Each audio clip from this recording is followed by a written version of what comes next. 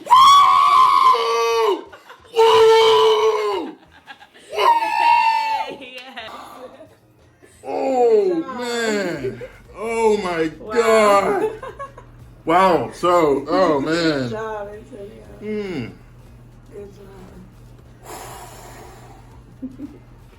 Man, I worked a long time for this. Wow, I'm like shaking right now.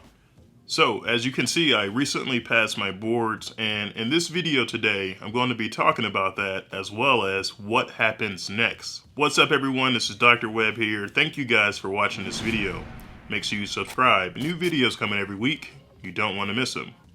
So, I recently took and passed part 1 of the American Board of Orthopedic Surgery, and I've been getting a lot of questions from people asking how the board exam was, what happens next, what did you use to prepare for it, and in this video we're going to talk about some of those things. So, we recently took the part 1 of the American Board of Orthopedic Surgery. It's a 9-hour exam that we take at the end of our 5 years of surgery training. You go through 4 years of med school, 5 years of surgery training, and at the end of that surgery training, you take an exam to become board certified. So a board certified orthopedic surgeon. And the catch is that there are 2 parts to it. The first part is just a written exam that you take at a testing center, similar to a testing center for MCAT or Step 1 or Step 2 or Step 3. And this exam covers everything in your 5 years of surgery training, from histology to pathology, basic science, all the disciplines within orthopedics, such as spine surgery, oncology, hand surgery, shoulder and elbow, foot and ankle, and you have to study for this exam throughout your 5 years of surgery training. To prepare you for this, they are in-training exams, or we call them OITEs, O-I-T-E, Orthopedic In-Training Examination, that you take every year in November during your residency time.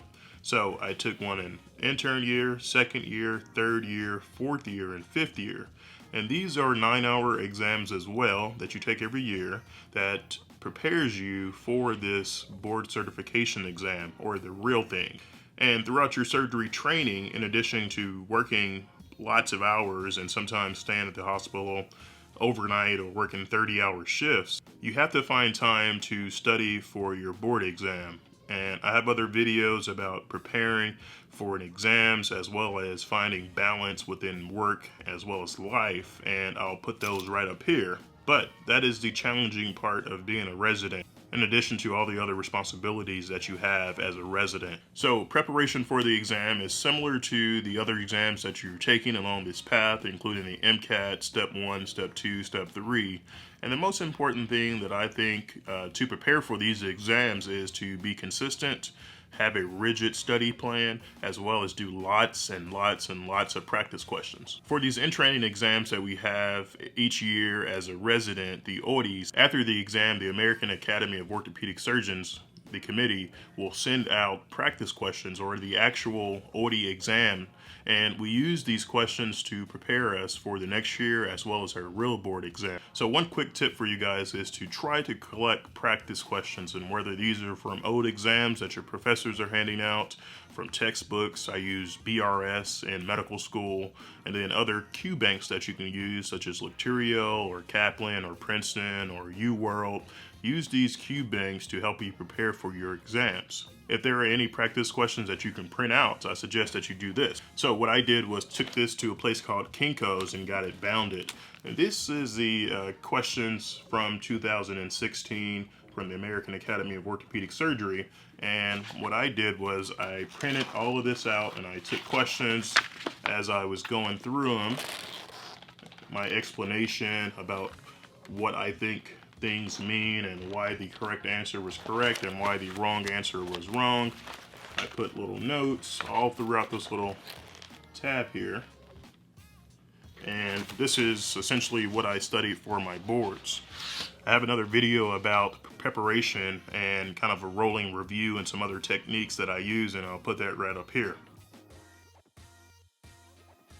This board exam was one of the hardest exams I've ever taken, and I am so thrilled that I passed. Unfortunately, I do know some people that failed the exam, so the question comes up, what happens if you failed this exam? We mentioned before that this is part one of 2 parts to become board certified. So if you are in your fellowship, like most of these PGY6s or fellows that took the exam with me are now, well, you have to go through fellowship and study for the boards again. Essentially, you'll retake the exam with the current PGY5s. And the PGY5s take the exam in July 11th of 2020. That's the next time the exam is offered. It's only offered 1 time per year. And you have to essentially, in addition to learning your particular fellowship that you're in, you have to study for this exam again. You have to take the exam again. I don't know how many times you can actually take the exam. I believe it's maybe 2 times or 3 times, but you cannot become board certified if you do not pass both parts of this exam. That brings us to part 2 of this exam. So part 1 is 9 hours, and part 2 comes about 2 years once you're out of practice, you finished your fellowship, and then you're doing surgeries or whatever specialty that you're in. And every particular specialty is different in terms of their credentialing process of becoming board certified. For orthopedic surgery, you have to pass the written exam part 1, and part 2 is an exam that looks at your surgeries that you did about 2 years out of practice. To sit for part 2 of this board certification process, you have had to be at one particular hospital or location for a total of 20 months, which means if you work somewhere right out of fellowship and then you leave that particular place of employment, you have to go to another place, and it takes 20 months before you can actually register for part 2 of this exam. And during this time, it's called the collections period. It's when you collect your cases, the surgeries that you've done within a designated time frame. Say, for instance, you did 86 surgeries from January 1st to June 1st of 2020. Well, you have to collect all your documentation, your clinic notes, your surgery x-rays, your post-operative films, which means x-rays or images that you took of the patient after surgery, and you have to send this information to the American Board of Orthopedic Surgery. After this information is reviewed, you'll fly to Chicago and you'll meet with a group of surgeons, and they'll go over your surgeries that you did and ask you why you did this particular surgery, why didn't you document this in the chart, how did you manage this post-operative complication? Why didn't you think about this? What does the research say about this particular condition? So it's an oral exam similar to Step 2 CS or clinical skills. And for those who don't know what Step 2 CS is, it's an exam that you take with paid actors. And these actors will portray certain diseases and diagnoses, and you have to come up with a plan, treat them accordingly, and you get graded on that. Well, this is similar to that, where we go to Chicago, meet with these surgeons who are some spine surgeons and others are orthopedic surgeons, and they review your surgeries that you've been doing. This is to ensure that the spine surgeons that are out of training and are out practicing and doing surgery are not doing like wrong surgeries or doing some crazy stuff out there. So even though I passed part 1, the written exam of my board certification process, I still have to pass and undergo a certification process for part 2 in order to be board certified orthopedic surgeon. This is the letter that I received here from the American Board of Orthopedic Surgery, August 30th, 2019, and it says, I am pleased to inform you that you've passed Part 1 certification exam of the American Board of Orthopedic Surgery, July 11th, 2019. I'm not sure why it took almost 6 weeks for us to get these scores, but happy to see that I actually passed this exam. It says I have 5 years to take Part 2. Usually, most people take it after completing 20 months of practice of operative orthopedic surgery in one location prior to the exam. So please accept my sincere congratulations on your significant accomplishment in taking the first step towards ABOS board certification. The second thing that I got was kind of my performance report. So this performance report, we have different disciplines within orthopedic surgery, and these are the tested subjects that were on the exam: trauma surgery, pediatric trauma, sports medicine, rehab, basic science, neoplasms, which is tumors, and then spine. As you can see, my highest score is spine. I'm not sure what this percentage is, and my lowest score was adult disease. Maybe that's pathophysiology, I'm not sure, and most of them were kind of above average in all of these disciplines here. And let's try to scroll down. Image interpretation, which is like reading MRIs, X-rays, CT scans, upper extremity, wrist, joint, and hand. And so I did fairly well.